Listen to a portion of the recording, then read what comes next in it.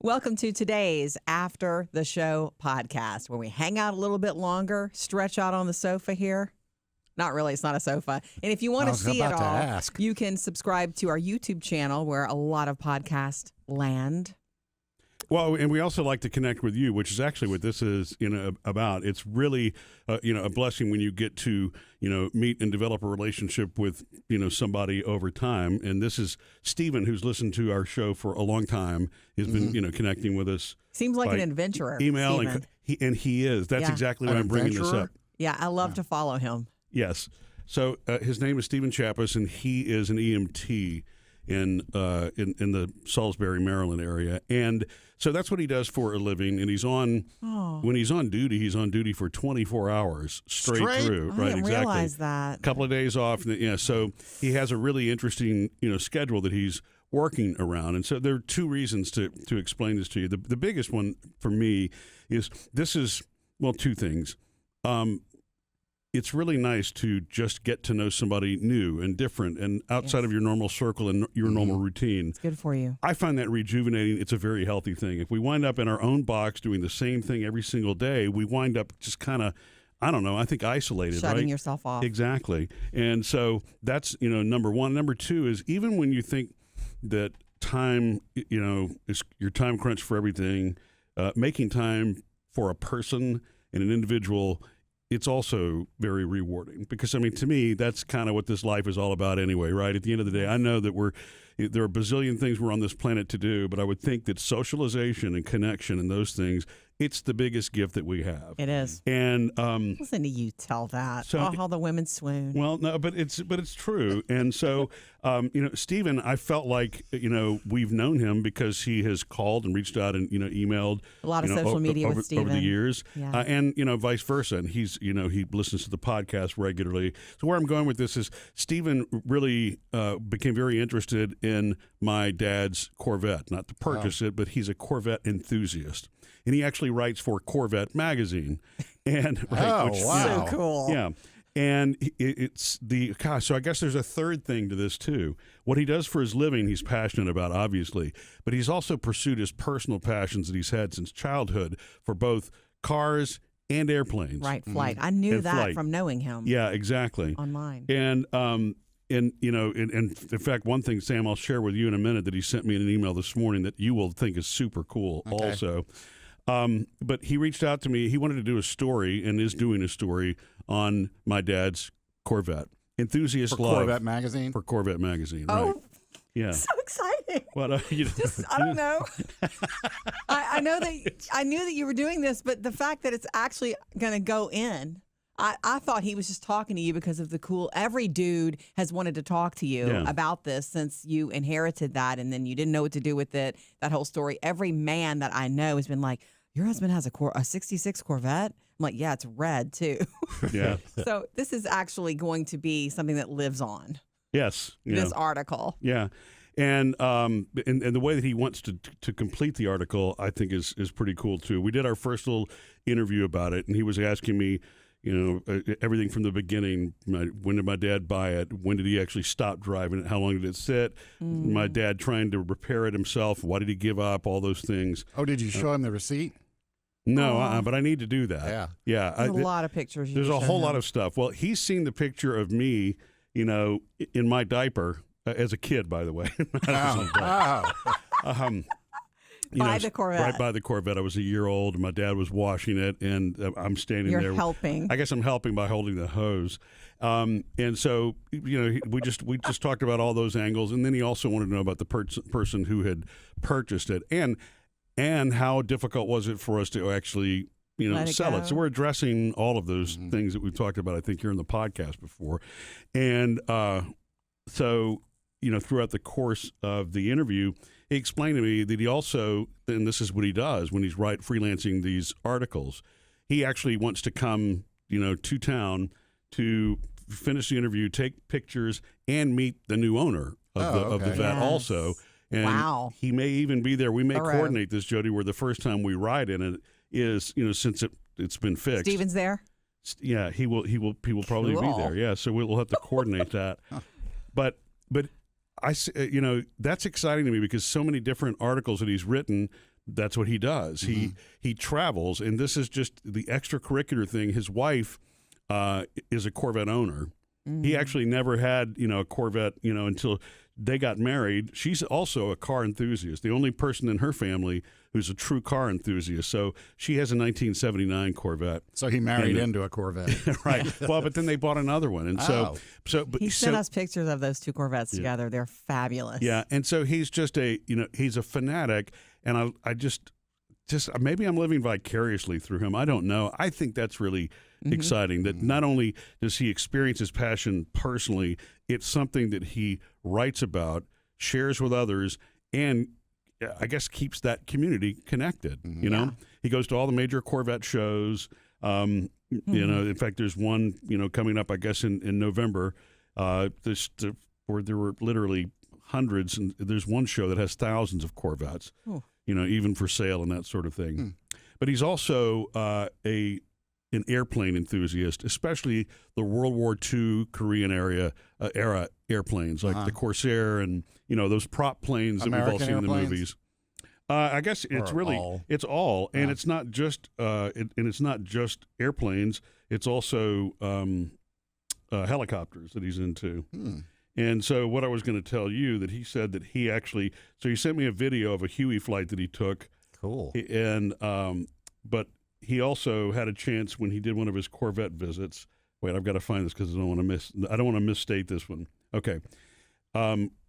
He was writing an article on a guy last year who owns a Corvette in North Carolina. It's a 65 Corvette coupe that belonged to Gus Grissom, the astronaut. Oh, cool. Isn't that crazy? Yeah. Yeah.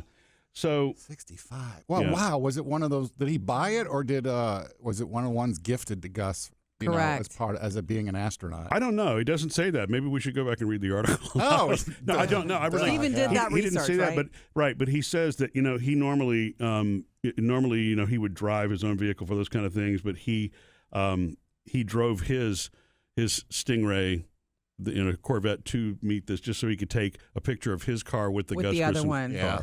So I don't it's just really cool. And It's a way to take your passion a step further. Yeah. He's really living. Yeah. And so he's flown in a Huey. I guess he did an article with a guy in Florida who is I guess a billionaire a few times over, and so he doesn't really work now, and his hobby is collecting, and restoring old airplanes. And so he's done an article, on those, and he's been able to fly in some of those classic helicopters and airplanes and so forth. Anyway, Man. It was a really good experience. It was 30 minutes together, but it's really cool to connect with somebody that you feel like you've known for a long time. And I guess indirectly, we have, but really it's the first time I've had a chance to really long form face to face when we're not in the studio, have a conversation. I've seen him a Stephen. lot. I've seen Stephen a lot on our social media, our Instagram and our Facebook, and when I go live and all that. And he, and the fact that what you're saying all lines up because he catches up on the podcast because he's busy traveling and working. Yeah. Right. Yeah. And all of that. I didn't realize that you were an EMT, Stephen.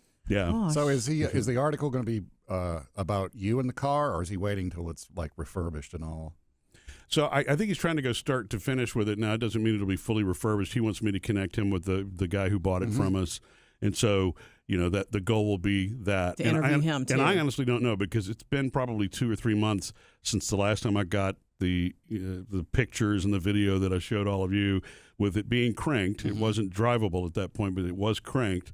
And so I've got to believe that by now he's got it up and, up and running. And what was weird about going through, because I hadn't stopped, I guess I had thought about it briefly, knowing I was going to be asked why my dad did not take it on himself. And that's weird because that's the question we asked ourselves as kids forever. I mean, we never really understood why my dad didn't restore it or want to restore it. But you never asked. No. Well, so, I mean, we did, but I don't know that he ever just had, my impression is it was probably overwhelming. But also, as I think back in time with my dad, about the time that he stopped driving the Corvette was right around the time my grandfather passed away. It was right, it was leading into that time period when my dad's alcohol problem was beginning to intensify. and it did so over 12 years or whatever before he quit completely. And of course, he was sober for the last 30 years of his life, very healthy. But I'm sure that part. That's the obvious, okay. That's the roadblock. If you're in a different state where alcohol is your priority, then of course nothing else is going to be. Yeah. But I think later it became, knowing my dad the way that I knew him, he didn't like anybody messing with his stuff. He was always that guy. That's why we were afraid to touch any stuff after both my parents were gone. It's like, well, we can't. Remember? It's we theirs. can't touch this. He's gone. Right. So I think that might have been, that was the reason that he wouldn't take it to a body shop or somewhere, to get the engine overhauled or whatever. He really wanted to, I think, do those things himself. The problem is, the longer it sat, the less he was going to be able to do, himself. But maybe I won't ever know the answer into that question. One of Stephen's questions for me was, okay, well, and he even cited the podcast that we did 3 months after my dad died. And I was talking about how I wanted to restore it as a tribute to my dad, and he wanted to know, how did that wind up changing? Oh yes. And good question. Yeah, it's a fantastic question, and the answer to that is we all have emotional connections to things, and especially after someone you love dearly passes. You have to work through that part of it. You're not really, it's good not to make any rash decisions on anything because you're not making logical decisions at that point, And my intention absolutely was to do that. And absolutely I would have loved to have restored that vet and kept it as a tribute to my dad. But the practicality of that later, as we went through the years, and my brother and sister and I, we get along fabulously. There is no drama, thank God. We are just blessed with that. We were three-way owners of it, which we could have managed if we decided to keep it. But there was expense. We're not those people that go under the hood ourselves and can do that ourselves, like the guy who bought it, did. And it's not about the money part. I mean, you think, well, okay, they're not making 66 vets anymore. That's true, but even if we had restored it, then what? Yeah, is it going to sit? Or am I really going to drive it in street traffic? You're going to drive it. You're going to show it. Right. What do you do? I mean, I would. And we wouldn't have been the ones to show it. It would have been a really cool get on the weekend and cruise around kind of thing. But the reality of that, at least in my head, is fiberglass body. What happens? It's just so different, so heavy, so. Everything about it was different. The manual transmission and all those things. If I really had the free time and were retired or whatever, maybe that would have been a different story. But at this place in our lives where, Jodi, our girl, at least, well, really both of our daughters are still in college because Taylor's going to be going for her master's. We're in that place in life right now where it's just not practical to do that. And you're very busy. I mean, you had to cut your interview short with Stephen because you had an appointment right after. I know. No kidding. Like the reason you're not done talking to Stephen is because you're so... Yeah. You got so much going on. Well, I think the connection that we also made too is we're both, we romanticize these things in our head, and you know that, Jodi and Sam, you probably know that about me too. Is that it's very easy to get caught up in that, and it would have been easy to rationalize. Okay, I've got to keep it. Every time I sat in the vehicle, because the inside was like it was 1966 all over again. The only thing was happening is the headliner was sagging. And every time I explain that, people are like, okay, well, this thing was in good enough shape to restore. Yes. Yes, but again, the same thing. And you got maintenance. And the reality is it's an almost 60-year-old vehicle, right? So, it's the practicality part took over. I don't think that I will ever have regret about that because the attachment was to my dad, just like my childhood home to both parents. And so that doesn't bring them back. No, and it's personal for everybody. Everybody does it, this differently. Yes. But honestly, the more that I sat in it and thought, yes, this would be cool, the more I realized, okay, but me now, this is not, my dad's not here. How is this really going to be what, I do or my brother or my sister do? And that's how we arrived at, okay, this is what he would want us to sell it to someone who is passionate about it, who is a Corvette fanatic, and that would do their thing to it. And so that's what's happened. Yeah, and so that was kind of the core of the the interview yesterday. But I hadn't really stopped to think about why my dad hadn't restored. And honestly, since we sold it, I think I'd kind of moved past it. The whole rationalization in my head because it is, and I will be excited to see it. But I think just like my childhood home, once I see it and it's running and that chapter's closed, I will be able to walk away from that feeling great about it. You know? I cannot wait for the article because you can understand why this is a thing in these magazines, because there were only so many of them made. There are only so many of them around. Your dad's, Murphy, was a special situation because it did not. Yes, it was old. No, it was not running, but it did not sit out in the outdoors in a barn. Yeah. You know how many of those cars are really rusting and rotting? Yeah. And that's why it's such an unbelievable, insurmountable thing that people can't fathom where to begin. Yours, that's why so many people were interested in it, because of the condition that it was in. Oh, yeah. And so being able to, it would be interesting to, there's only so many of them that were made like that. So getting your dad's Corvette story from start to where it ends will be interesting, not just because, you know, it was in our garage for 3 years, but just because. Not bringing that up again, are we? No, but you know, and that was just beautiful. Yeah, and that was the conversation story. that really kind of triggered it. Me and my sister were talking about. She says, you know, it's still sitting. I'm like, yes, that's true. You're right.